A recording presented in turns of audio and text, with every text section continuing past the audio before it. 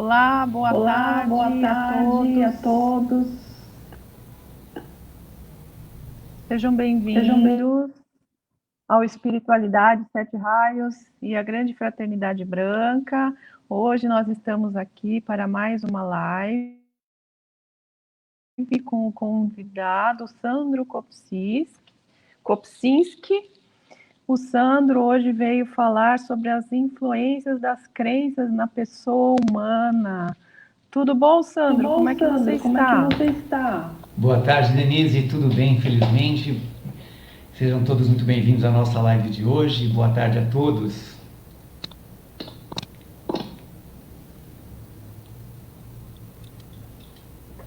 Estou muito feliz que você esteja aqui hoje. Seja bem-vindo também, sempre aqui ao nosso canal. É muito bom tê-lo aqui conosco. Muito obrigado, eu que agradeço essa oportunidade. É sempre muito bom a gente poder estar se conectando através dessas lives, nesse tempos de distanciamentos, né? E é onde a gente pode tratar de assuntos tão gostosos e relevantes no nosso dia a dia, que nos trazem mais incentivos para a gente seguir em frente.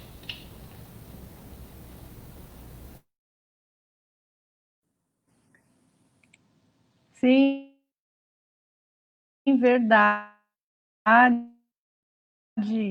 Mas vamos então para a...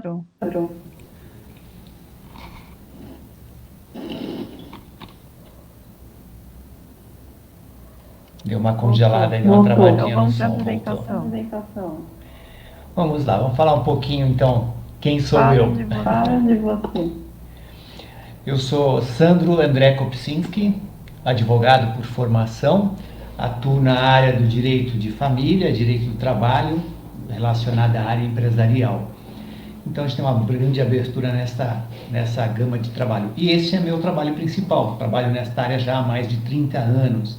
Tenho meu escritório aqui no centro de São Bernardo, e é onde eu venho fazendo atuação.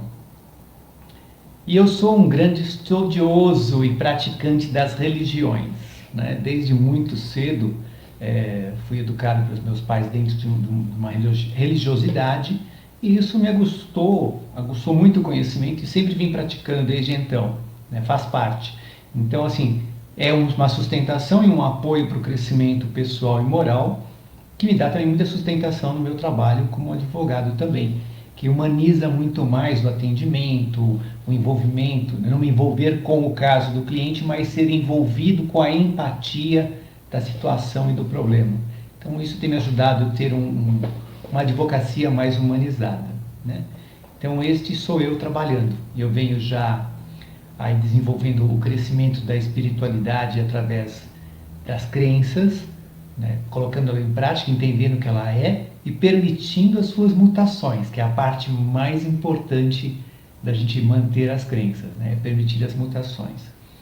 Então, além desse trabalho como advogado, eu tenho todo esse meu lado espiritual que eu trabalho e busco sempre colocar essa espiritualidade como um trabalho de autoajuda, de motivação. Então, eu falo que eu sou um palestrante motivacional, porque esse é o foco das minhas mensagens, das minhas palestras, das minhas mensagens. Eu tenho um canal no YouTube, que é o Sandro Kopczynski, onde eu posto praticamente quase todos os dias pequenos vídeos de 4 a 6 minutos sobre temas diversos, não somente relacionados a espiritismo, não somente relacionados também à autoajuda, mas temas diversos. Por exemplo, pega uma palavra e aquela palavra é o tema do dia para a gente desenvolver a mensagem de elevação, né? Elevação moral, elevação espiritual, elevação intelectual, social, para fazer essas mudanças. Fora isso, também faço o compartilhamento nas páginas do Facebook, S. Kopczynski, e também no Instagram, @Kopczynski. E, paralelamente, eu frequento uma instituição religiosa espírita, adepta ao kardecismo, que é o Grupo de Estudos Espíritas Lírio Branco.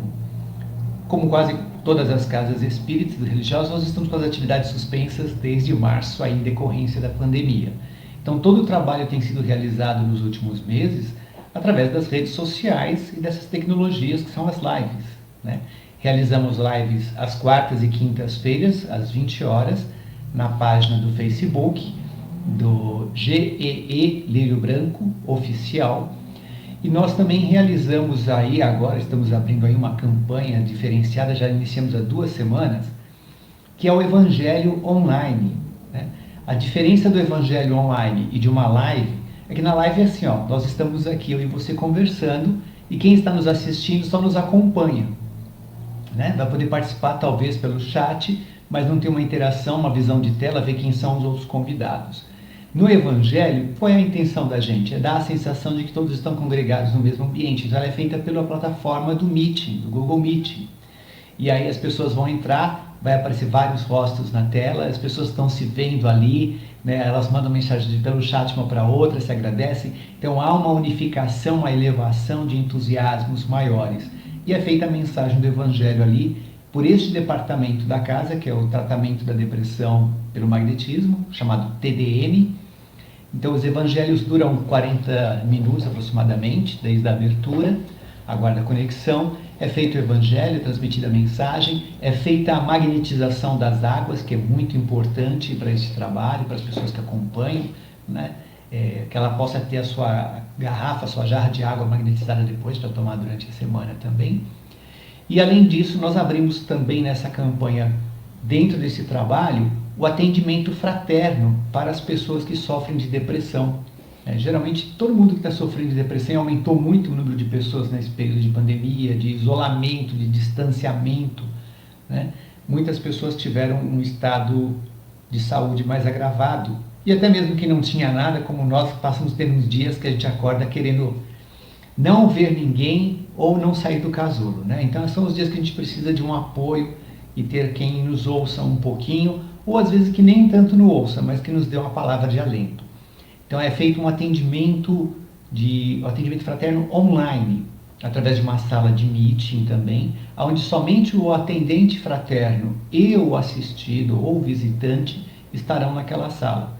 É totalmente exclusivo, com privacidade. Para participar, só tem que entrar no site do Lírio Branco, na página de atividades e preencher o formulário de atendimento. Preencheu esse formulário com seus dados, a equipe entra em contato e na terça-feira, entre o horário das 20 às 21, é feita essa chamada da sala de meeting para esse atendimento. É um apoio muito bom para ajudar as pessoas neste momento, né? Então esse é o trabalho que a gente tem realizado aqui. A casa realiza várias atividades durante a semana, que a gente pretende, quando retornar, as atividades todas retornarem. Tem várias áreas de atendimento, tem a área social, chamada Sopão do Amor, que atende moradores de rua com entrega de alimentos do jantar nas quartas-feiras à noite. Nós temos o DESADEF, que é o Departamento de Socorro e Assistência ao Dependente e Familiares, né? Que é realizado para dependentes químicos, realizado às segundas-feiras. Nós temos também a corrente médica e espiritual, que é realizada às quartas-feiras à tarde e à noite. Temos os evangelhos e passes de tratamento às quintas-feiras, aos sábados e aos domingos. Temos os trabalhos de desobsessões às terças e sábados. Nós temos também o trabalho de entes queridos, que é um trabalho magnífico, né? Que são reuniões de apoio e sustentação a quem perdeu familiares, parentes, entes queridos, né? E passa por essa dificuldade. Em alguns casos, são recebidas psicografias para essas pessoas, mas no geral o principal foco do atendimento é a reunião onde nós colocamos as pessoas, as famílias que passaram por esse sofrimento, para que eles tenham um apoio, né? É um tratamento não só espiritual, mas é um tratamento coletivo de autoapoio e autoajuda que é feito ali. Então esse é um grande trabalho. Não estamos fazendo presencialmente, mas eles continuam sendo realizados de forma virtual, todos os trabalhos, né? Então, vibrações, orações, preces, quem precisar é só entrar no site, mandar mensagem lá e a gente está destinando aos trabalhos e fazendo isso. Essa é a nossa atividade, mesmo em tempos de pandemia. Então, a gente acaba trabalhando tanto quanto presencialmente. Bacana isso, Sandro. E depois eu vou deixar aqui nos comentários o link, né, desse trabalho todo, do Lírio Branco, todo o contato. Eu achei fantástico o trabalho que vocês desenvolvem lá no Lírio Branco. Agora me fala uma coisa, como é que você desenvolveu o seu despertar espiritual? Há quanto tempo você está nesse caminho?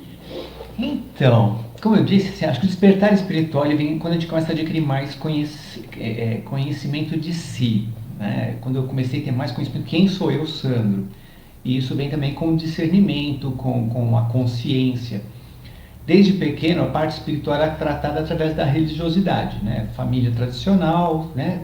Todos os domingos vamos à missa, se reúne, primeira comunhão, catecismo, crença, batismo. Então tinha aquelas tradições de igreja católica bem à moda antiga, porque meus pais vieram dessas tradições, né? Minha mãe participava de comunidades da Legião de Maria, meu pai era mariano, então tinha todas essas tradições. Então, até os meus, talvez 12, 13 anos de idade, a principal e única influência era o conhecimento da Igreja Católica, né?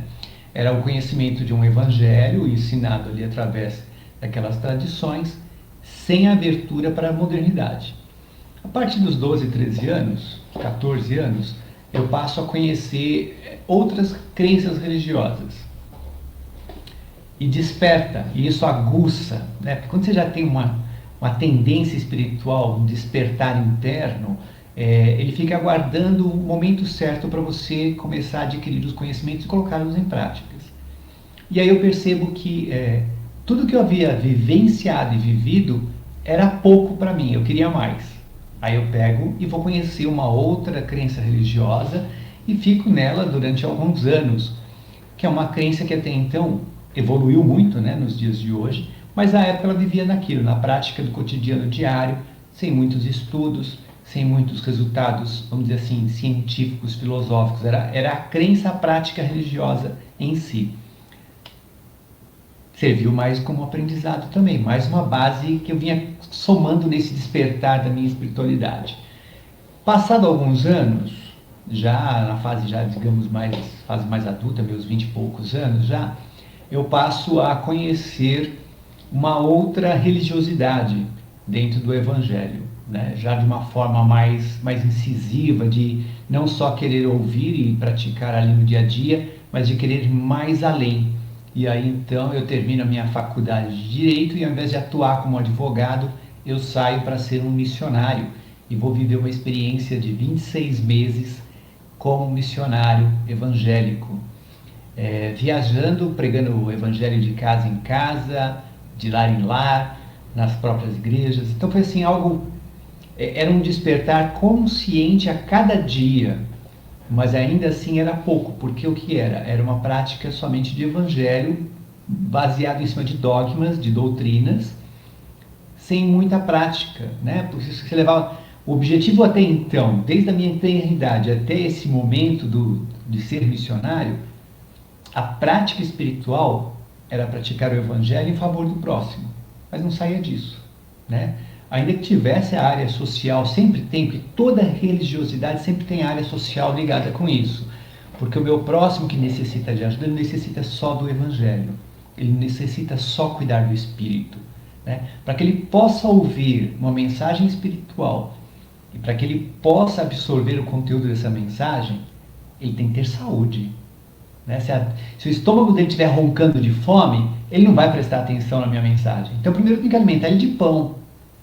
Né? E se tiver frio, eu tenho que agasalhar ele. Pronto, está alimentado, está agasalhado, agora ele vai ouvir com conforto qualquer mensagem espiritual que eu levar para ele, independente da crença religiosa, independente do caminho a seguir. Mas eu cuidei do ser humano primeiro, matéria, para depois poder cuidar do espírito, que é abstrato. E aí começa a mudar e vir outros conhecimentos. Passo durante alguns anos somente comigo. Eu falo que eu tive meu período sabático da espiritualidade e fico mais ou menos dos meus 30 e poucos anos até os 40 mais ou menos, em período sabático, só vivenciando aquilo que já havia experimentado na prática e de estudos e conhecimentos, e só prestando atenção no mundo, o que acontecia à volta da religiosidade. Até que então, aos poucos, eu fui me aproximando e conhecendo melhor a doutrina espírita através da codificação de Kardec. Então, é que assim, alguns falam, espírita é kardecista. Tá bom, popularmente pode ser isso, mas é bem diferente, né? Só que a gente tem bem mais do que isso. Então eu mantenho o meu lado advogado, que é muita razão acima de qualquer emoção, mantenho o meu lado emoção, que é o lado espiritual, que fala tão alto quanto, e aí há um equilíbrio entre os dois. Então essa espiritualidade, esse meu despertar espiritual veio de vários anos nesse trabalho. E é uma semente que, por mais que ela germine e dê frutos, ela está sempre sendo cuidada para continuar germinando.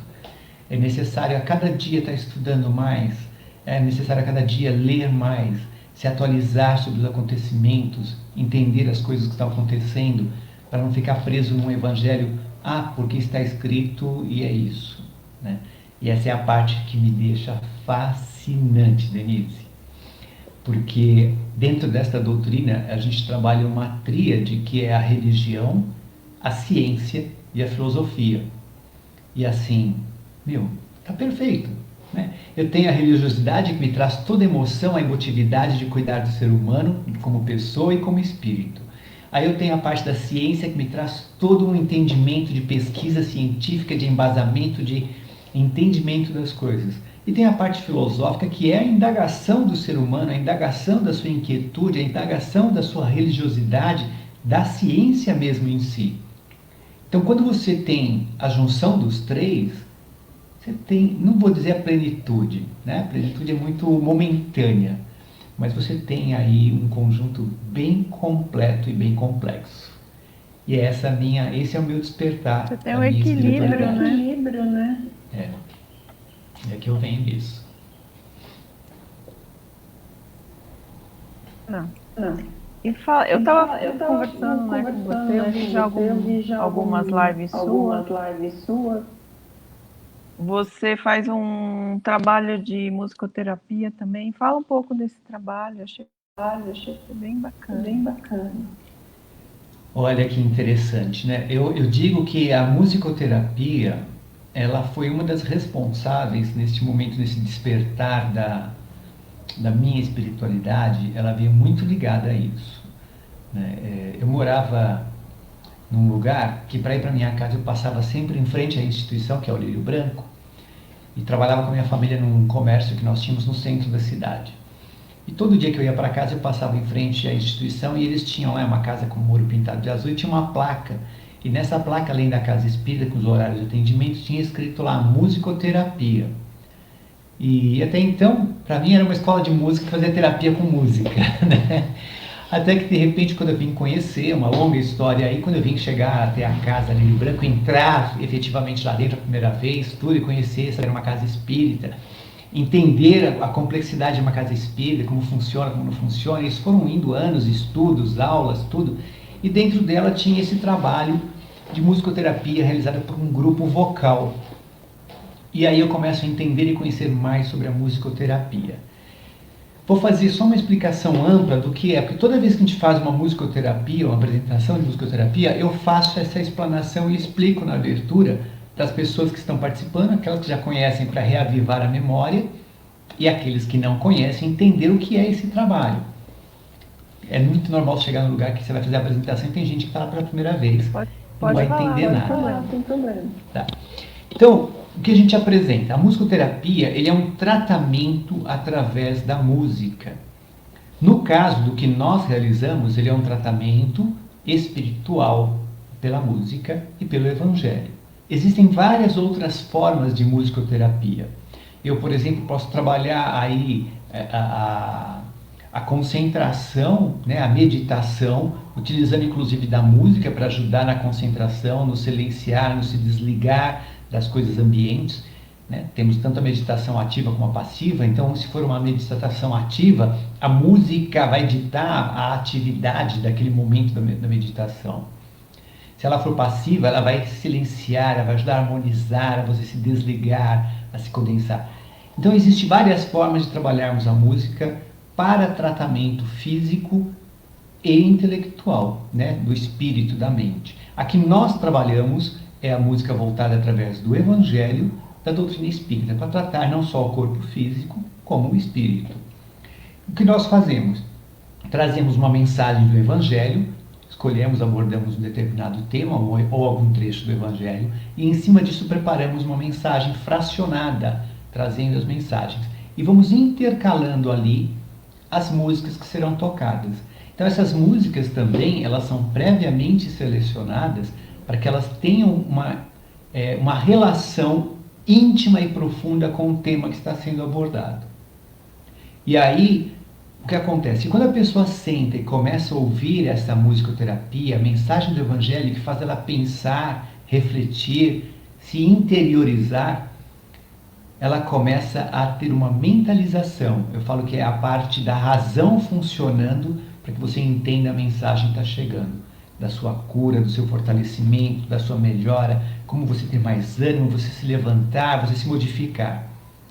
E a música, ela vai trazer o momento da reflexão, onde você vai tentar entender, vai sentir as vibrações dos acordes musicais e das notas que entram pelo ouvido, mas também vibram em todo o ser físico, emocional e vibracional.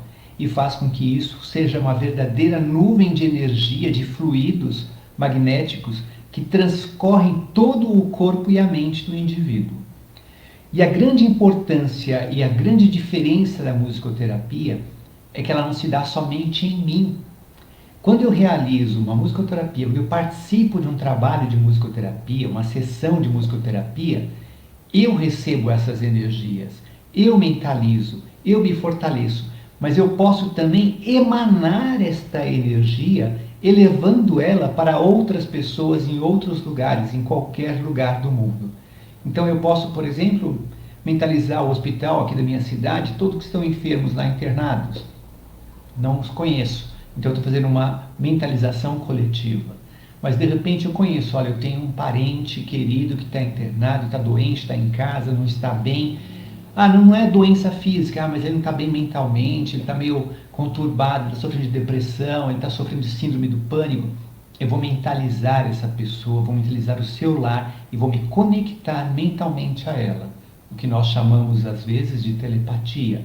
E neste momento da musicoterapia, que eu estou aqui recebendo essa sessão de musicoterapia, eu estou me tratando, recebendo e estou compartilhando lá, à distância, com essa outra pessoa. Isso é a musicoterapia. Existem vários estudos de várias universidades ao redor do mundo que mostram, que demonstram a eficácia e a importância do tratamento através da musicoterapia. E isso é muito bom. E esse é o trabalho que a gente faz. Nossa última live foi nessa quarta-feira. Nós intitulamos a nossa live de chamado Almas, né?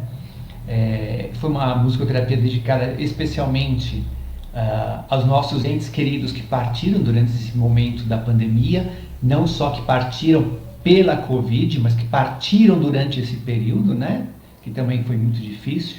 Eu até disse durante a mensagem que nós tivemos um período, estamos tendo um período de adeus sem adeus.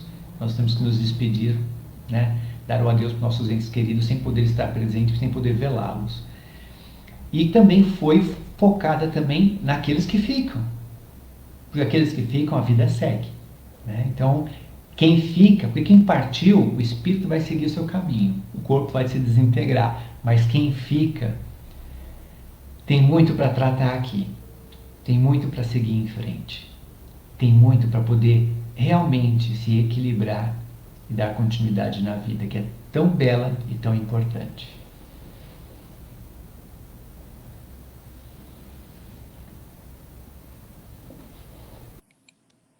Bacana, Sandro. Eu achei fantástico isso.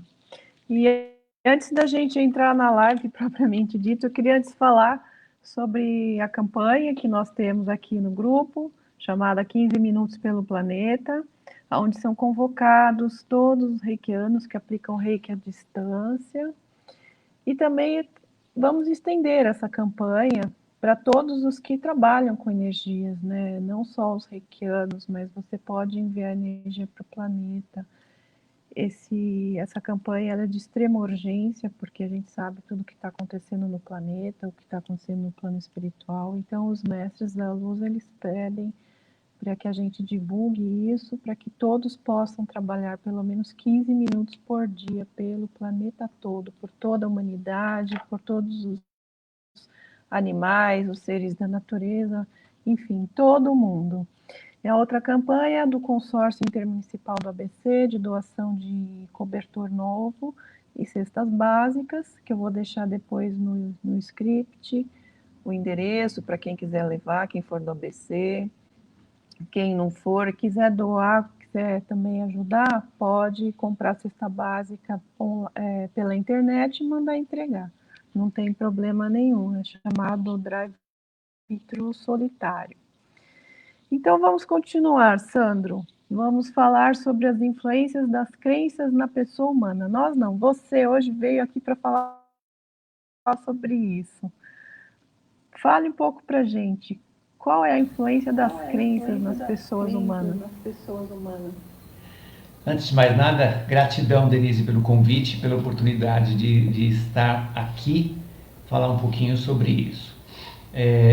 Apesar de nós termos todo um fundo teológico, né, dentro da nossa criação, apesar de ter todo um fundo espiritual dentro do que eu estou formalizando para essa mensagem, eu quero colocá-la de uma forma mais científica e mais filosófica, para que seja mais compreendida.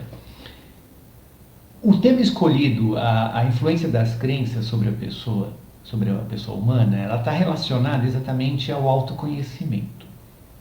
Vamos, antes de mais nada, tentar explicar um pouquinho o que é esse tão falado, o que é realmente a crença, né? Que a gente tanto fala da crença, né? Quando a gente fala de crença, geralmente a primeira coisa que nos remete à memória da maioria de nós, quando falamos de crença, ela nos remete às questões não somente religiosas, mas dos nossos antepassados. É interessante isso, porque essa é a primeira sensação que nós temos. Eu falo assim, crê em alguma coisa? Quais são as suas crenças? Aí a gente começa a buscar na nossa memória afetiva as coisas que nós agregamos para nós crermos, né? Então, assim, nós temos uma definição de crença bem ampla, no sentido de que pode ser dita que é um conjunto de coisas que nós temos formalizados de entendimento, de compreensão, que nós vamos agregando esses valores, né, e que, via de regra, podem ou não ser verdadeiros, mas que são bons, né, que nos trazem alguma afetividade em alguma razão, em algum momento. Então, por exemplo, vamos pegar aqui para nós, só temos uma compreensão do que é uma crença, né? Nossos antepassados diziam para nós: não coma manga com leite porque faz mal, é um veneno. Acho que a maioria das pessoas já ouviram falar isso. É muito difícil que não tenha ouvido falar isso, porque permanece enraizado até hoje em nós isso. E aí, até questão de nós, vamos dizer aí, não precisamos ir muito longe não, mas se nós chegarmos aí até a questão de 30, 40 anos atrás, isso era tão enraizado que não era permitido se comer leite, ou comer manga e tomar leite, porque era veneno. Aí, a partir do momento que as pessoas começaram a experimentar e viram que não era veneno e que era saboroso, ficou a crença: mas isso faz mal, isso é muito ruim, faz mal, vai fazer mal para você. E aí o que acabou acontecendo? Para algumas pessoas nunca fez mal nenhum, mas tem o efeito placebo. Qual é o efeito placebo? É a crença. Se você crê em determinada coisa, isso influencia no teu corpo físico. E aí aquelas pessoas que vieram tão enraizadas de crenças antigas, familiares, tradicionais, que diziam que era ruim, que faria mal, já se viu que era veneno porque não matava, mas sabia que era ruim, porque havia um medo. E aí o que acontece? Muitas pessoas que tinham essa crença enraizada, ao ingerirem manga com leite, passaram mal. Tiveram uma indigestão, tiveram uma dor no estômago, tiveram uma diarreia, tiveram qualquer contratempo físico decorrente de um placebo emocional. E aí o que a gente começa a entender então? Que todas as nossas crenças estão relacionadas a nós, seres humanos, e não necessariamente a algo externo. O externo influencia no meu corpo físico, influencia no meu modo de agir, no meu modo de pensar. Mas eu filtro isso, eu crio os meus pensamentos. Aí quando nós pegamos então que crença é a forma justificada de acreditar em alguém ou em alguma coisa, isso começa a fazer parte da minha vida. Até os dias de hoje, tem diminuído porque de alguns anos para cá a gente começou a falar em bullying. Mas até os dias de hoje, e ainda dependente da questão de bullying, mas da questão de tradição de educação, nós costumamos falar para as criancinhas assim, olha, se você não obedecer, o homem do saco vai te pegar. Não é uma brincadeira. Sei lá, uma invenção que surgiu de uma crença que ninguém consegue explicar da onde que surgiu essa história e quem seria o homem do saco. Para algumas crianças, o homem do saco é o Papai Noel que vem em dezembro. Não é? Vai trazer presentes. Mas para algumas crianças isso foi colocado de uma forma negativa. É o homem do saco, a loira do banheiro. Então, você vê só, quem viu? Ninguém viu, mas inventaram, não é? Então, essas crenças populares, elas vêm e elas têm influência sobre a mente de cada um de nós. Aí você fala assim, isso é mito ou é verdade? Independente do ser mito ou ser verdade, em determinado momento essa crença se tornou acreditada por um grupo de pessoas ou por uma pessoa. Uma pessoa que acredita piamente nisso, ela irradia essa informação. Quando ela irradia essa informação, ela pode irradiar essa informação de uma forma positiva ou ela pode irradiar essa informação de uma forma destrutiva, negativa. Então, quando nós falamos das influências das crenças, nós começamos a buscar muito mais anterior. Aí eu faço um paralelo. Quando falamos de crenças, o paralelo que eu vou fazer está relacionado à questão da área profissional. Muito mais prático elaborar isso e as pessoas vão entender com mais facilidade até o que acontece no nosso cotidiano, no dia a dia. Se nós pararmos de analisar, uma das grandes funções dos nossos políticos em governar está a aplicação da lei e criação de novas leis, né? Para nós podermos ter uma conduta. Aí o que acontece? Quando nós falamos então de uma lei que surge, essa lei ela vem embasada, enraizada em cima de usos e costumes, né? O que uma determinada comunidade, uma determinada região começa a praticar e tem como uso e como costume, ele vai se sedimentando. Quando isso se torna necessário a ser regrado para que aquilo ali vire uma regra comum a todos, ela vira uma lei, né? Então, por exemplo, dentro de uma comunidade que tinha por crença não comer manga e tomar leite, isso virou um uso e costume, era costume dizer. Então aquilo virou. Mas não era necessariamente uma regra para se virar uma lei. Não coma. Entendeu? Essa é a questão. Mas quando isso afeta todo um grupo social de uma forma mais ampla, de uma forma coletiva, e que isso vai impactar a vida das pessoas, é necessário se trazer o conhecimento para esses usos e costumes de uma forma que não seja apenas uma crença, mas que seja algo que realmente vai ser uma diretriz na vida das pessoas. Olha como a influência da crença começa a acontecer. Se ela não surgisse ali, as pessoas não acreditassem nas coisas, não agissem, não colocassem em prática, não vivenciassem esse uso e costume, ele jamais viraria uma lei. Ele não ia influenciar a vida de um coletivo, porque era individual, não é? Por exemplo, eu, pessoalmente, aprendi assim, dinheiro é sujo. Opa, dinheiro é bom, dinheiro é necessário. Não devo fazer dele, claro, a minha forma de viver somente em função disso, mas ele é bom e necessário. Ele permite nós termos essa tecnologia que nós estamos usando aqui hoje para podermos nos comunicar e chegar a tantas pessoas. Se eu não tivesse o dinheiro, eu não teria essas condições dessa tecnologia a meu dispor. Então da onde veio a crença que o dinheiro era sujo? Aí a gente volta na questão dos usos e costumes e das crenças. A crença que era colocada é porque os pais diziam às crianças que o dinheiro era sujo porque é uma nota, e essa nota era tocada por todo mundo e passava em vários lugares. Então não é a monetariedade, o valor econômico que é sujo, era a nota que era suja. Mas a forma de transmitir se perde no tempo e o conceito que ficou na sociedade, a crença que se tinha é que o dinheiro era sujo. Então, essa é a questão que a gente vem trabalhando para a gente poder analisar. Onde eu coloco, então, as minhas crenças? Minhas crenças surgem a partir do momento que eu, como ser humano, começo a guardar na minha memória informações. E aonde que acontece isso? No ventre materno. Não é? Olha só, no ventre materno eu já começo a adquirir concepções de informações que vão começar a montar o meu ser. O feto, o bebê ali dentro da barriga da mãe, ele ouve, ele tem sensações, ele tem emoções. Ele recepciona todas essas vibrações energéticas e de sons que passam e chegam a ele. E isso vai chegando ao seu cérebro. A criança, quando nasce, ela leva um grande período de quase 2 anos para começar a verbalizar as suas palavras e formar frases. Por quê?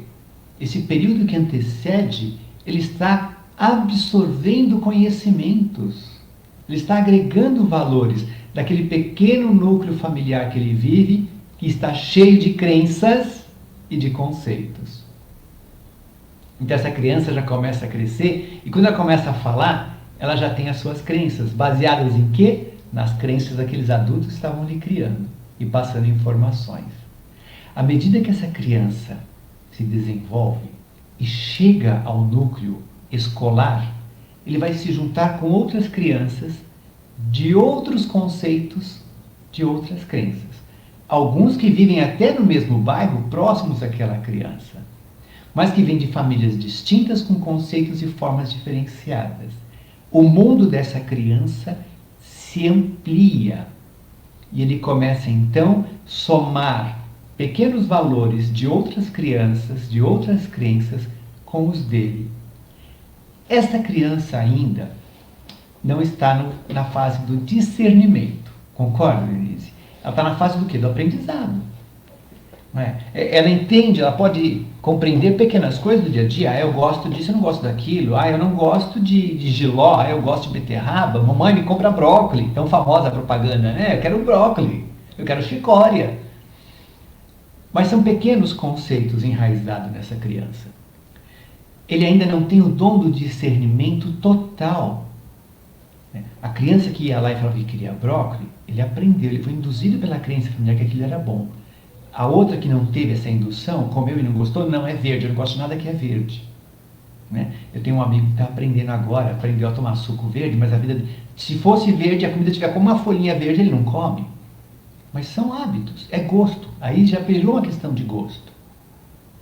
Essa criança, à medida que ela se desenvolve, chega perto da sua adolescência. Então a pessoa olha e fala, nossa, é mato, não quero. Exatamente. Né?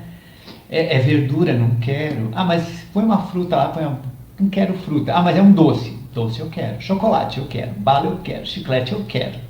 Não é? Porque nós educamos isso. Nós permitimos essas mudanças na cabeça da criança. E ela vai criando seus conceitos próprios, com conhecimentos próprios. Quando ela chega perto da idade do discernimento, que eu digo dentro dos meus estudos, do meu conhecimento, que essa idade, ela começa a se manifestar a partir dos seus 10, 11 anos. Até então, a criança estava só absorvendo conhecimento, mas ela pouco manifesta a sua intelectualidade, ela pouco manifesta o efeito das suas crenças na sua vida. A partir daí, ela começa a manifestar as suas próprias crenças. Antes ela vivenciou de quem? Dos adultos, de quem conviveu com ela. A partir dessa idade, que começa a chegar à pré-adolescência e adolescência, é onde ele começa a mudar as suas características de personalidade. O seu caráter começa a ter mais ênfase na sua vida. E ele começa a ter mais escolhas com base naquilo que ele acredita ser bom. Né? Tanto é que é assim que cada um de nós escolhemos um caminho diferente na vida. Ah, eu quero ser filósofo, ah, eu quero ser médico, ah, eu quero ser religioso, ah, eu quero ser um político de ciências políticas. Cada um escolhe uma profissão de acordo com aquilo que lhe trouxe crenças e vivenciamento durante toda essa vida. Essas são as mudanças que vão ser enraizadas no ser humano. Só um instante. E aí, o que é interessante nós falarmos também e falar um pouquinho sobre essa questão de crenças a partir dessa não vou falar idade, vamos falar assim, a partir dessa fase do discernimento. A partir dessa fase, a parte que é muito interessante e começa a se manifestar na grande maioria das pessoas são os tipos de crenças. Né? Vamos falar aquela que está bem próxima de nós no dia a dia. A crença da religiosidade.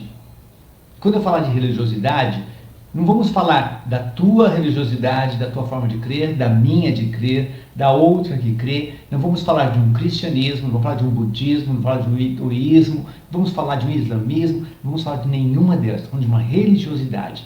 E religião não quer dizer única. A religião é o que religa, que une as pessoas, é o religamento, é a união das pessoas em torno de alguma ideia, de algum conceito, daquilo que lhe é bom e faz bem àquele núcleo. Então, dentro dessa crença de religiosidade, quando nós trazemos isso, nós relacionamos geralmente a crença à fé.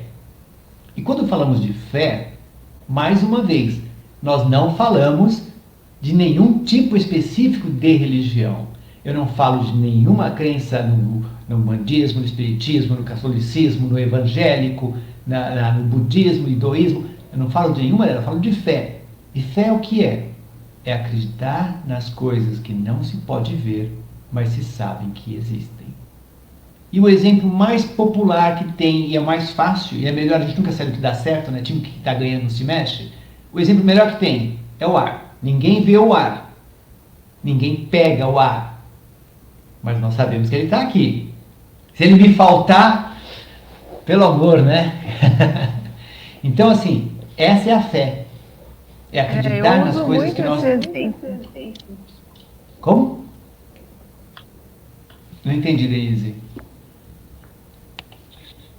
Eu uso muito esse exemplo do ar para coisas que você acredita sem ver, sem saber, taticamente que existe, né? Tatilmente, aliás. Exatamente, né? Assim, é o exemplo que a gente tem mais prático. Temos uma infinidade de exemplos, né? Mas assim, eu falo que é o mais prático porque assim, ele é mais abrangente para qualquer pessoa, não é? É o mais abrangente, por não se ver e se tocar. Isso é exercício da fé. Então, quando a gente coloca esse exercício de fé com essa religiosidade que a gente está crendo, essas crenças, elas começam a fazer a mudança no ser humano. Então, os tipos de crenças, a primeira que nos trazem conhecimento é o que eu falei, na infância são aquelas crenças tradicionais, familiares, populares, né? É a manga com leite, é o dinheiro que é sujo, né? Casamento só é bom para quem está dentro quer sair, essas crenças populares que nós ouvimos, né? Ah, vem o homem do saco, vem a loira do banheiro. Essas são crenças que nós tínhamos, pequenos. Crescemos, adquirimos conhecimentos, outros valores, e vamos falar disso logo, e aí nós começamos a ter o envolvimento da grande maioria da religiosidade. Não é? É uma grande minoria no mundo que não trabalha a religiosidade. A maior parte das pessoas no mundo tem uma grande preocupação, desde cedo, de trazer uma religiosidade para os seus filhos. Ah, eu sou assim, eu sigo essa aqui, ele vai me seguir. Quando ele crescer, ele escolhe a dele. Alguns pensam ao contrário. Não, eu nasci assim, ele vai ser assim, vai ser até morrer, não pode mudar nunca mais. E aí a gente entra naquela questão da crença de novo. Crença não é lei. Crença é um conjunto de fatores que você acredita e ela é pessoal. Ela é individual. Não é porque eu digo que dinheiro é sujo que você tem que acreditar. Peraí, mas meu dinheiro é o cartão de plástico, só eu pego nele. Né? Ah, mas meu dinheiro é o banco digital, ele não movimenta, nem vou ao banco. Não é a tecnologia como que muda? Então, eu nem vi a cor do dinheiro. Eu tenho o valor dele, a cor eu não vi, não é? Olham como mudam os conceitos. Então a gente começa a ter essas crenças. E essa religiosidade começa a ser trazida para a educação das pessoas. Aí quando nós falamos, por exemplo, das crenças, nós temos que entender que existem dois tipos de crenças. Aquelas crenças que são... Eu não gosto de fazer muito essa situação, mas é aquela que te limita, né? Aquela que não te dá minha visão ampla, ela me limita na minha visão. São as crenças limitantes, né? Exatamente, são as crenças limitadoras, né? Elas limitam a gente. E nós temos aquelas crenças que são as crenças positivas, impulsionantes, né? Aquelas que te impulsionam. Vai lá prestar o vestibular que vai dar certo, você vai passar, você vai entrar, você estudou, passou. Essa é uma crença positiva. Agora, a crença negativa, limitadora, não, eu não consigo. Meu pai já dizia que eu sou burro mesmo, não adianta, né? Eu não vou conseguir isso nunca. Eu, pessoalmente, criei a minha crença. Eu me limitei. Não foi a fala do meu pai. Não foi a fala do outro que falou, vai que você vai conseguir. Não foi a fala dele, fui eu que me incentivei. Eu que passei a acreditar. Eu que modifiquei. Então, crer, ele é tão intrínseco e tão interior nosso, que está ligado realmente à manifestação da minha vontade. A minha vontade surge quando? Quando eu tenho conhecimento.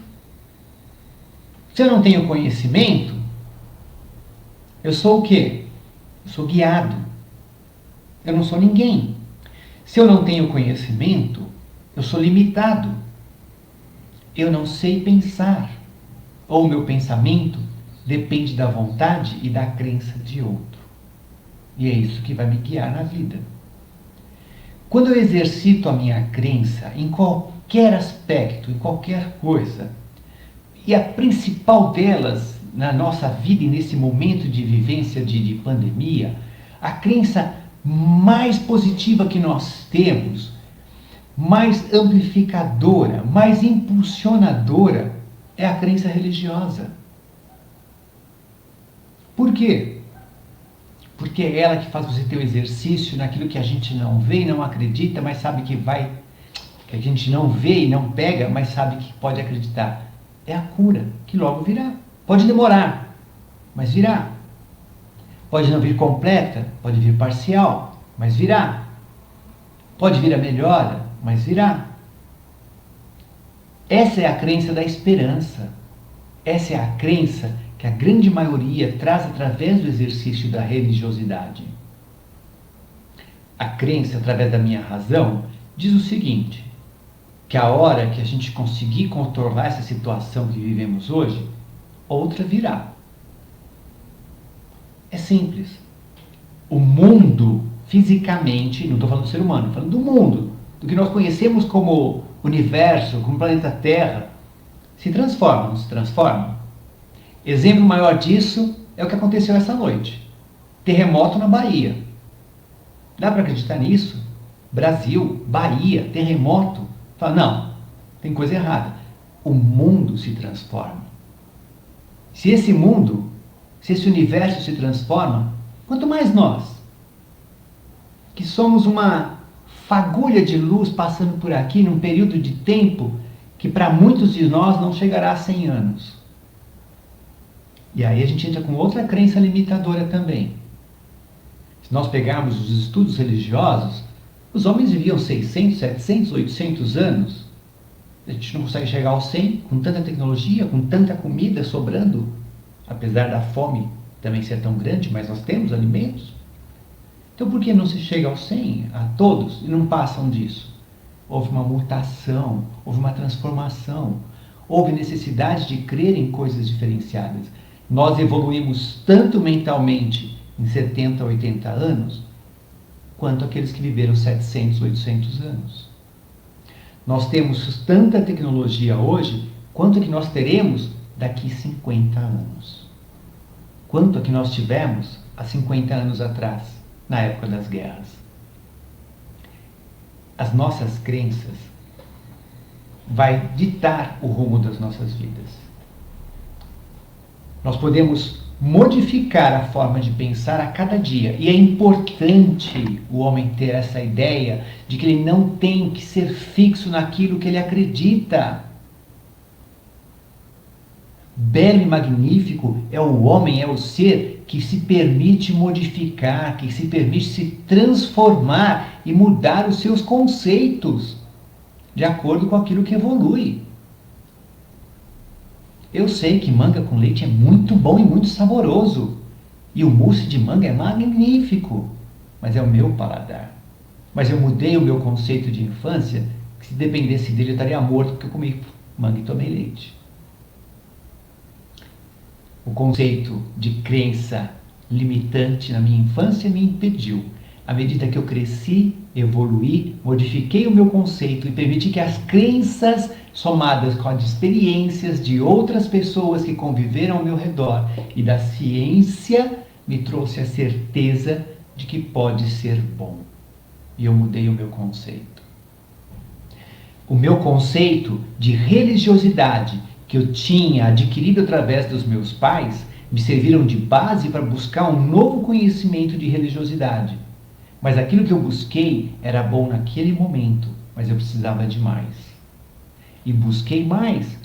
Mas praticar aquela religiosidade através de um aspecto de sentar e ficar ali ouvindo era bom. Mas eu queria mais. Então esses conceitos, essas crenças modificaram. Hoje o meu conceito de crença e religiosidade me permite dizer e trabalhar através de uma mediunidade a qual hoje eu creio e pratico, que no passado, pelas minhas crenças, era uma coisa do chamado demônio. Olha como mudaram os conceitos. É isso que o homem precisa permitir na sua vida. Permitir que as influências das crenças tragam efeitos positivos na sua vida. Mas como a gente consegue isso, Denise? Você tem ideia? Duas coisas são fundamentais para isso. Como é que a gente muda? Exatamente. Duas coisas são fundamentais. Valores pessoais. É necessário que as pessoas reconheçam os seus valores pessoais. E valor é tudo aquilo que faz você crescer, que te enaltece, que faz bem para você. Isso é um valor. E é bom, e é melhor ainda, quando este valor pessoal agrega a outras pessoas. Porque se o teu valor pessoal fizer mal ou causar incômodo a qualquer outra pessoa ao redor, reveja os seus valores. Porque o seu valor tem que ser bom para você, tem que ser pessoal. Mas ele será melhor ainda quando ele impacta positivamente a vida das pessoas que estão ao seu redor. Isso são valores pessoais, né? Cada um de nós temos um.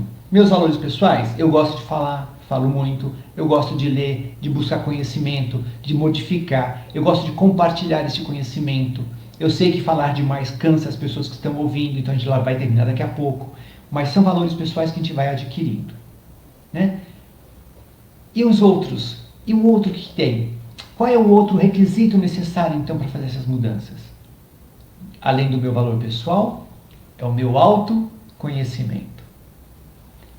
Fundamental o autoconhecimento. Vou fazer um paralelo simples do autoconhecimento físico-material do autoconhecimento espiritual, para a gente finalizar.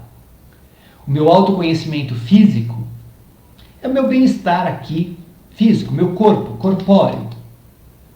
É cuidar dele, bons alimentos, bons hábitos, hábitos saudáveis, horas de sono, líquidos, alimentos que nos tragam vitalidade e energia. Cuidei dessa matéria. Esse é o meu bem-conhecimento. Se houver qualquer distúrbio, qualquer dorzinha de cabeça, esse alerta, eu me conheço. Essa dor de cabeça é porque eu não me alimentei. Essa dor de cabeça é porque eu estou tenso de trabalho. Essa dor de cabeça é porque eu fiquei horas no computador.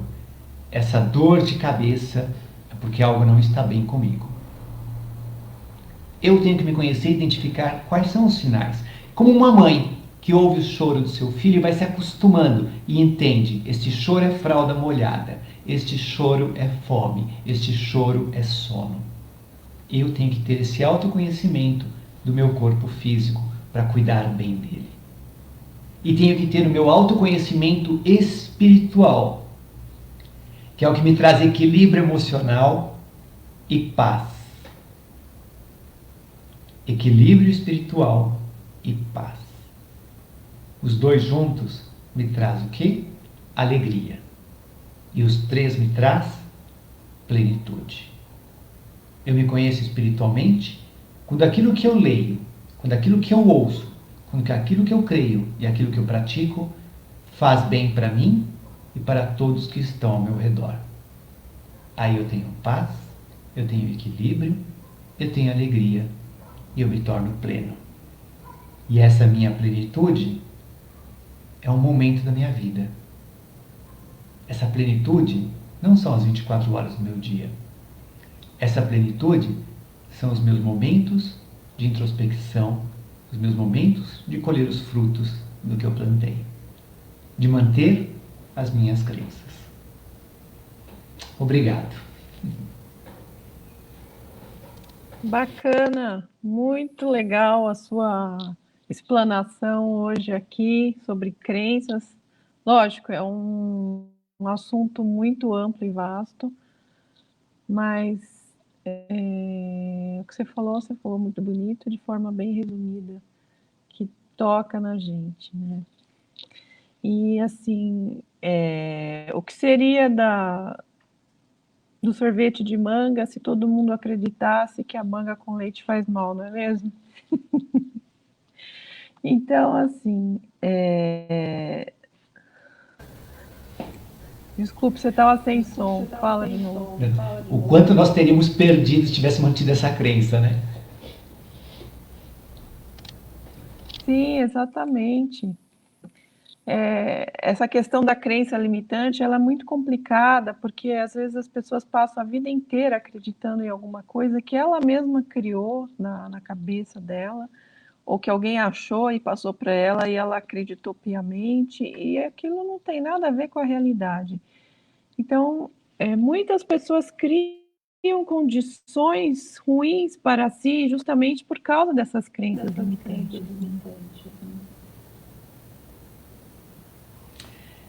Infelizmente, essa é a questão, né? Tudo aquilo que é limitante para nós nos impede de evoluir, seja materialmente, seja espiritualmente, né? E só cabe a nós saber o que é limitante. Nós é que temos. Aí está, é onde entra de novo o autoconhecimento. É o teu autoconhecimento que permite você não ficar nas crenças limitantes. Exatamente. E assim, um outro exemplo que eu gosto de usar muito é com relação ao dinheiro que você falou.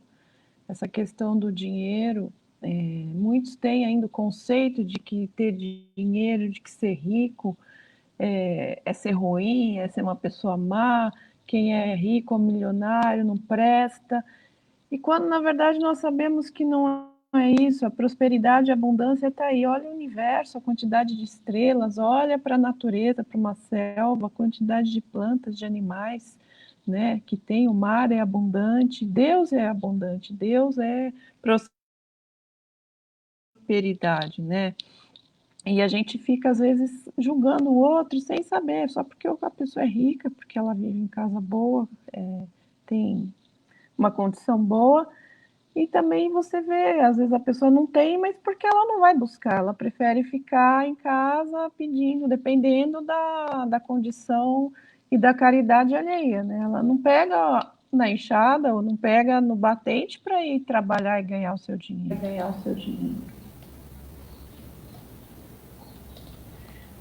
Infelizmente é o que acaba acontecendo, né? As pessoas acabam também se limitando e se permitindo serem dominadas. Sim, sim. Infelizmente. Mas vamos ver quem... Mandar um abraço aqui para a Diolina, que esteve aqui com a gente. A Rosi Arende. Hoje nós temos aqui a nossa live, vai ficar gravada depois para quem quiser assistir. E... Quer falar alguma coisa? Não, eu estava agradecendo, realmente que bom que vai ficar gravado, de poder rever depois.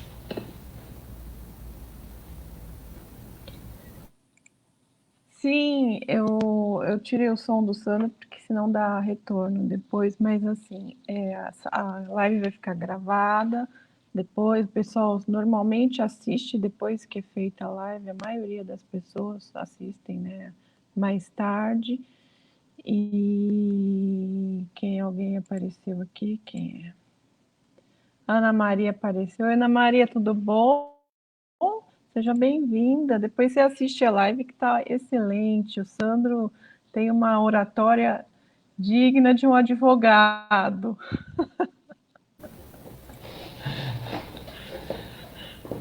Não é verdade? Não é verdade? Com certeza, né? O pessoal fala que advogado fala demais, porque é verdade, a gente fala muito mesmo.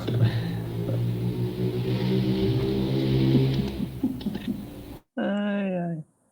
Então tá, gente. Olha, nós estamos encerrando, porque já deu 1 hora de live e o assunto, apesar de ser muito extenso, nós fizemos esse formato mais curtinho, só para trazer o assunto à baila e podemos discutir um pouco. Eu quero agradecer ao Sandro por estar aqui, pelas suas explanações, pelas suas palavras, são sempre bem-vindas. O Sandro fala muito bem, as lives dele na página dele, do Lírio Branco, são excelentes. Eu vou deixar o link aqui para quem quiser conhecer, também do YouTube. Realmente, Sandro, você fala muito bem, não é brincadeira, não, é uma realidade. E que todos sejam bem-vindos. E quem assistir depois também, que vocês sejam sempre bem-vindos. Gratidão, Denise, pelo convite, pela oportunidade de participar aqui com vocês na sua página.